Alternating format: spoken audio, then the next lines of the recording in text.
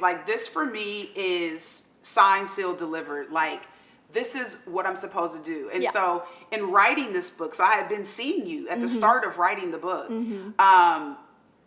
And so I found my yoga on my mat to be like my church.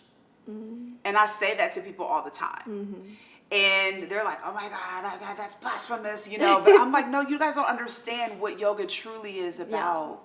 Like, this is a place where I come to myself. This is a place where I receive messages from what some would call God. I call the divine spirit. Like, I receive downloads. And so those were two pivotal moments in my yoga journey. I mean, there were so many more, but like, that I can pinpoint and say, oh my gosh, like, this is where I'm supposed to be. So pivoting a little bit to like, you know, while I was first attending your classes, you were in this program, learning to become a yoga therapist.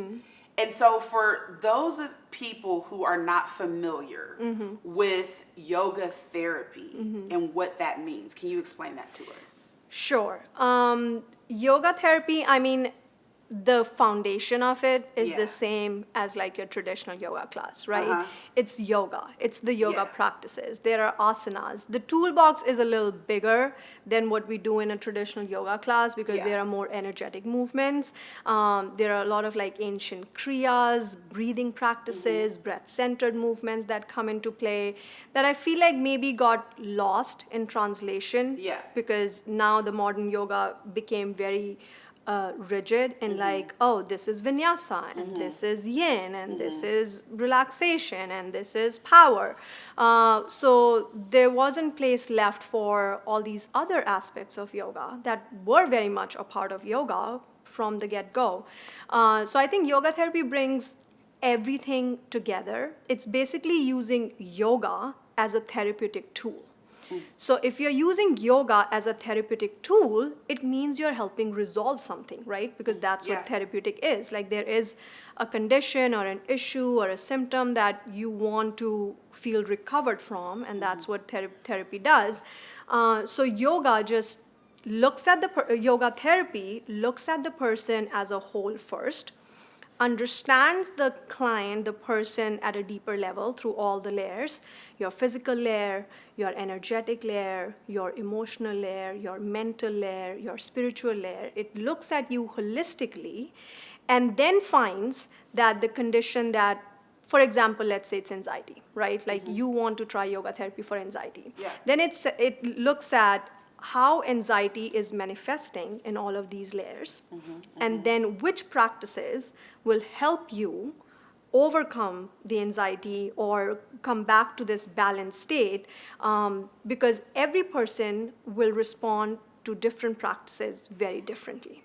So it is as a yoga therapist, the work is to really understand the client and the whole situation, and then find ways that are very specific to that person and that condition, and then deliver those. So it becomes a very like specific approach, whereas a traditional yoga class is more generic approach. Both have a purpose to serve, but I think that's where yoga therapy is moving towards. And also the training is a lot more intense compared to yoga teacher trainings, at least like as of now.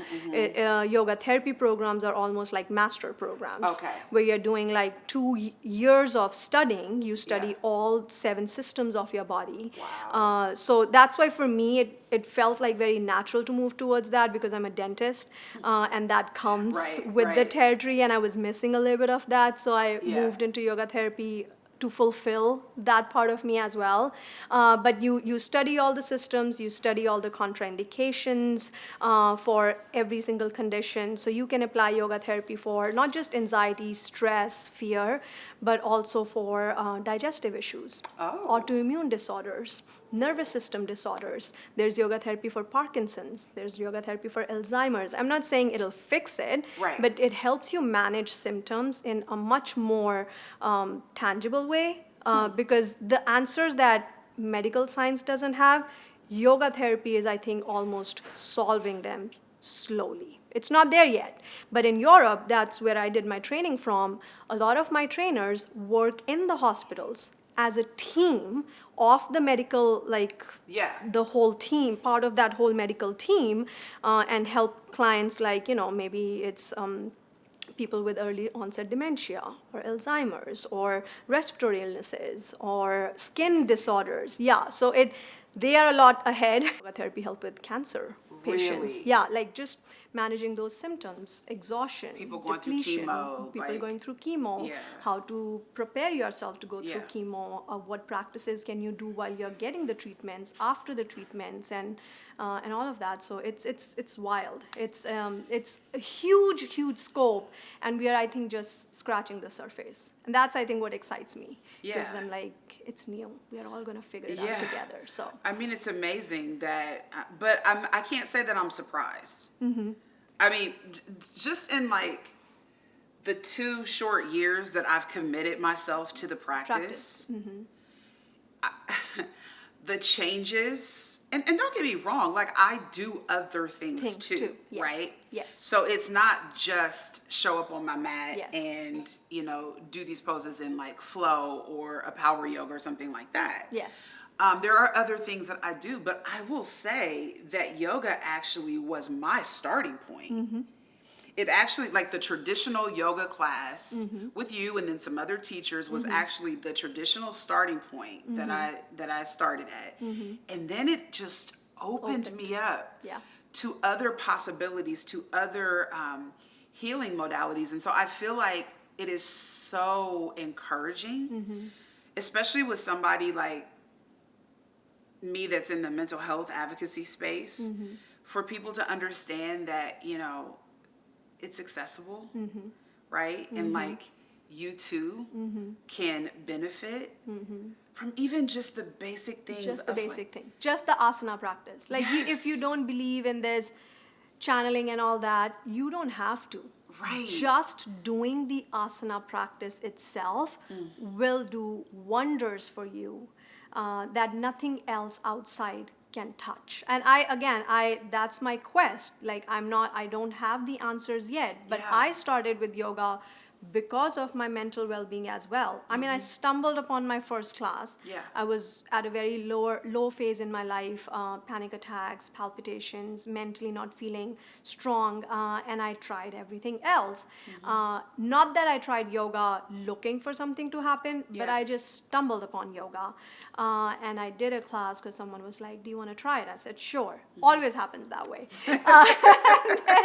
And then I did it, and within 3 classes, I felt 80% better. And then in 3 months, it was gone. And I still remember, it was January of 2020. It was before the whole COVID thing happened. I told my husband, I feel myself again. And I am mentally very strong. The only thing I'm doing different is yoga. And now I want to know why. Now I want to know what did yoga do to me that I am mentally like, inside me in such a confident space. I feel like not a different person, but I feel like myself.